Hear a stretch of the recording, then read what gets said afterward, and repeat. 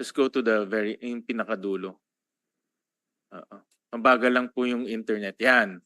So, this is the high side. No? It's a range because wala ho kaming actual plans, but it's about 6.1 to 7.6 billion yung range niya.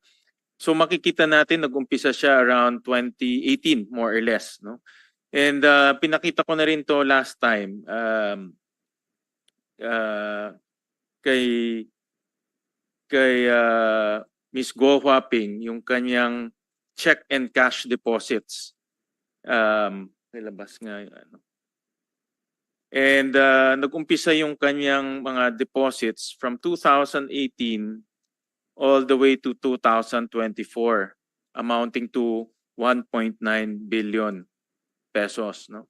Direct to her personal accounts. Interestingly, 600 million in cash ang dineposit and 1.2 billion in checks. At yung timing is kikita natin, pinakita natin yung timing ng pagpapatayo. So makikita natin dito yung timing ng deposit sa kanya pumasok rin doon sa pagpapatayo. So my question kay Ms. Guo Huaping is saan nanggaling itong perang to? Dahil pumasok to sa account mo, alam mo kung sino ang naglagay dito. Dahil we also check yung tax payments, yung corporate papers. Walang ganun nakita na pumapasok sa account mo. So saan nanggagaling itong perang to? Kuwaping. Sen, I refer pa rin po dun sa AMLAC cases ko po na na-file. I invoke myself for this question po. Yeah, but ito ang time mo para matulungan mo ang gobyerno sa pagtutukoy kung sino yung mga taong nagpapasok nitong pera sa iyong account. Opo, Sen. At dahil po, finailan po ako ng AMLAC po, sasagutin ko po sa korte po. Sorry po. Meron tayong BIR dito? Do we have any? Yes, Senator Sherwin, nandito po ang BIR. But Pwede bang lumapit? Sana guwaping, no? Kasi sinasabi mo madalas na wala kang kinalaman. But this is a chance for you para matulungan mong gobyerno habulin yung mga taong nagpapasok. Itong perang ito kasi pwedeng pumunta to sa drugs, pwedeng pumunta sa kidnapping, pwedeng pumunta sa ibang illegal activities. Ulitin ko, sino ang nagpasok nitong perang ito sa account mo? Sen, for the question po, dahil may AMLAC cases na po ako, I invoke my right po. Sorry po. And then, are you still in the same, no? I'll go to QJJ Farm. Pinakita ko na rin to last time. And but itatali ko ito doon sa construction timing ng Pogo Hub sa Bamban. Pag makikita rin natin dito, nung mga initial before 2018, maliliit lang in deposits, biglang lumaki siya from 2018 all the way to 2024. 3 billion ang pumasok. You being the president of this company, again, tanong ko, saan nanggaling itong mga perang to? Sen, I invoke my right against self-incrimination po. Ngayon, For the case po ng AMLAC po. ang tanong, pakibalik nga sa... Ang tanong ko ngayon sa BIR, kasi pumasok to sa account niya, is this considered income? Sir, have you taken the oath? Yes po. All right. Please address the question of Senator Sherwin. It should po. It should. It's good. Dapat income to, di ba? Yes po. Anong fina-file pag income? Income tax return po. Natignan nyo na ba ito? Subject po sa investigation namin po. Pero opo, yun po yung isa sa mga tinitingnan po namin. Okay. Nag-umpisa na investigation. Yes, sir. Yeah. Kailan matatapos ang investigation? May mga initial na file na po kami. Pero The first one kasi is only on the alleged transfer, di ba? yes, opo. Opo. Capital gains and documentary stamps yata ang, Yes, if opo. I remember it correctly. Mm. But on income, Well, we are delving deeper po kasi po mukhang malalim pa po yung mga pwede nating makita po. Pero Yeah, but submit to this committee yung updates Status. on the investigation. yes po. Please do that, sir. And then bago kayo magpatuloy, Senator Sherwin, gusto ko lang i-acknowledge yung pagdating ni Senator JV. Salamat Okay. po. Please proceed, Senator Yes, Sherwin. thank you, Madam Chair. And then next one is on QJJ Farm. Ano nga? Is this considered income? Mga deposits to eh. Indicative po yan na income po yan ng corporation. Makikita po yan sa mga financial statements. So dapat rin tignan ng BIR. Yes po. Mr. Chair. Okay. Kasama rin po yan sa mga Sama na rin sa investigation. And again, submit to us an update on that investigation, Attorney Reyes. yes po. Kay Ms. Go Huaping, again, what's your position sa QC Genetics?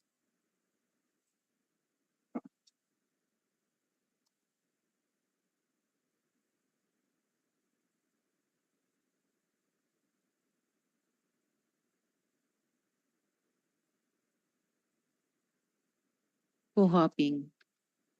Anong position mo sa QC Genetics?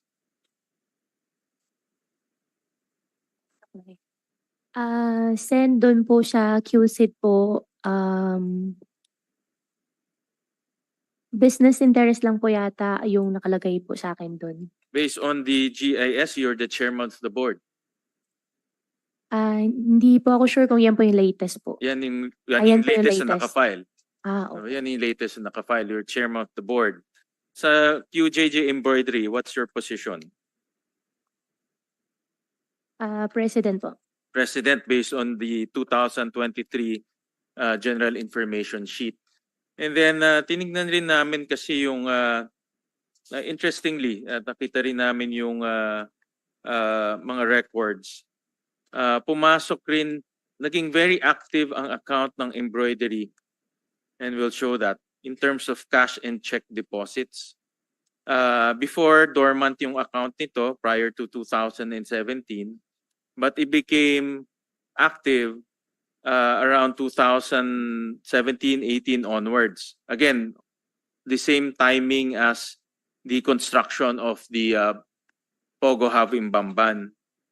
From 2018 to 2024, 531 million ang pumasok sa kumpanyang ito. But prior to 2017, makikita natin walang transaction.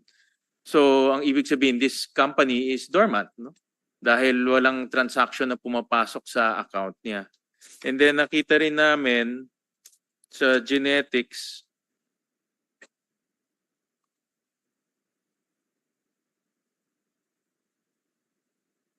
prior to 2021, wala ring transactioning account. It's a dormant account. And then pumasok na pera between 2018 to 2024, 279 million pesos. No? Almost the same time as nung pinapatayo yung Pogo Hub sa Bamban. So that's close to about 800 million pesos na pumasok between that time frame. 2018 to 2024. Kayo being the chairman of the board of QCID's Genetics at QJJ Embroidery, tanong ko ulit, saan nanggaling yung pera? Sen, I invoke my right against self-incrimination po doon sa kaso po na final po ng AMLAC po. Yeah, pero sana masabi mo dito sa committee dahil this is an obvious case of money laundering dahil yung pera hindi natin pumapasok dito na hindi natin alam saan nanggagaling, dapat tinideclare to sa gobyerno. Sinasabi to sa atin ng bangko, sinasabi mo rin sa bangko kung saan galing tong perang to. Pero until now, walang alam kung saan nanggagaling itong perang ito. And I'd like to get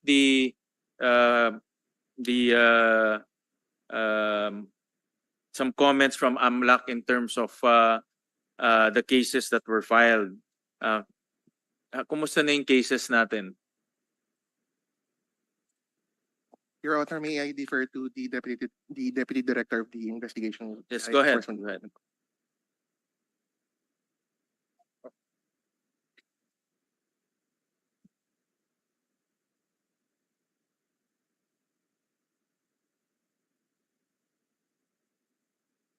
Attorney Arpon.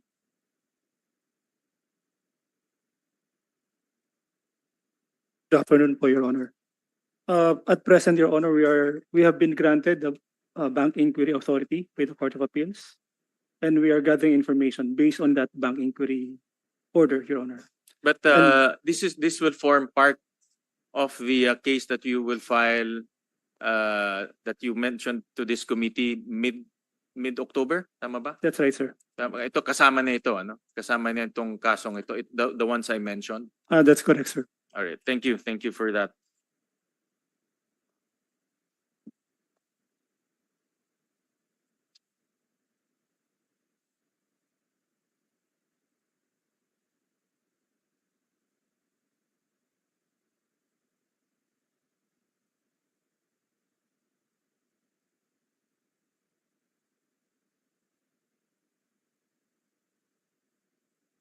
Thank you for that. I'll go to, we also took a look at the disbursement. So ito yung mga pumapasok na pera.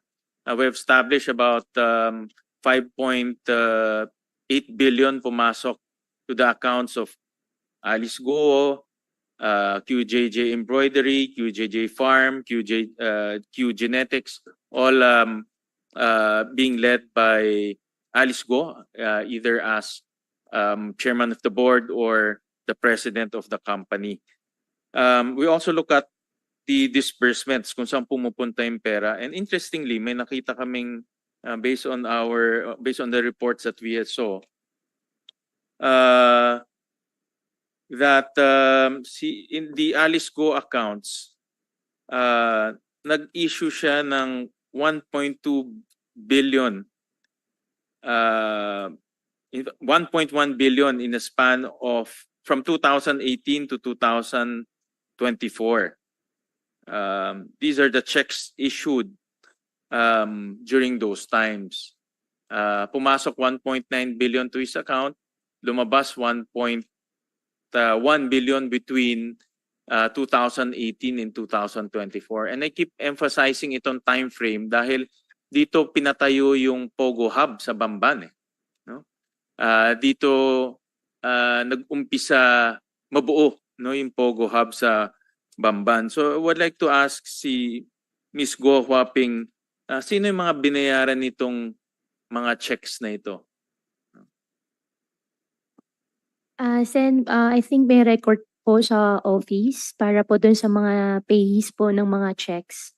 But tell me, sabihin mo na, I'm sure may naaalala ka ano yung mga binayaran nitong mga checks na ito during 2018 to 2023. And we have the record so we can validate it. Actually, opo, Sen, mababalidate nyo naman po. Pero definitely wala pong sinasabi nyo po na pinatayo po ng Pogo Hub po sa Bamban po. Yan po yung para sa farm lang po. Pero hindi mo masabi saan nanggaling yung pera. Ba't hindi mo rin masabi saan pumunta yung pera? Sen, dahil po may sinampa na po sa aking kaso po sa AMLAC. Kaya Kasi pag I titignan invoke natin my yung right po. timeline before 2018, halos walang lumalabas sa account mo. No, makikita natin 19 million, 16 million, biglang naging 200 million, 2019, 292 million, 2020. Exactly the same time nung pinapatayo yung Pogo Hub sa Bamban. So gusto namin malaman ngayon kung sino yung mga binabayaran nitong account na ito, amounting to 1.1 billion pesos. So just give us 1, 2, 3 suppliers, payees. Sen, hindi ko po talaga maalala po yung mga payees po. Pero for sure po, mache-check Are you din po willing to namin. submit it to the committee? Ito-double check ko po kung nasa amin pa po yung mga records po. Siyempre, nasa inyo naman yung records. Imposible naman. This is only 2022, 2023. Yung iba, 2024 pa. Sino ba nagtatago ng records mo? Sa office po. Pero But sino yung humahawak ng records mo? Ito, for this account. for the account po, yung mga bank transactions po na account po, nasa computer ko po. But sino computer mo? Ikaw lang nag-i-issue nitong mga checking to? Hindi naman po lahat. But sino nag-i-issue ng cheque? This is cheque. This is check Opo, yung mga disbursement. checks mo, ako po. Ikaw gumagawa lahat. And you're willing to submit to the committee in breakdown nitong mga accounts na ito.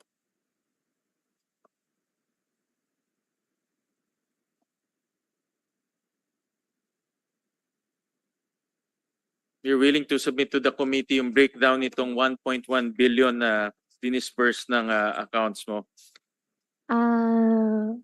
Sen, sige po, pagka... Yes or no lang? Are you Opo, submitting it? paglabas ko po, tsaka ko po siya mabibigyan ko po kayo ng record po. Kasi nasa akin po yung record. Meron ka bang tao na humahawak nitong mga accounts mo? Wala po, Sen. So ikaw lang personal na humahawak nito? Opo, ako po. Alright. And if allowed, hindi ko sinasabi the committee will allow that, but if allowed, you're willing to submit to the committee itong breakdown nitong mga transactions.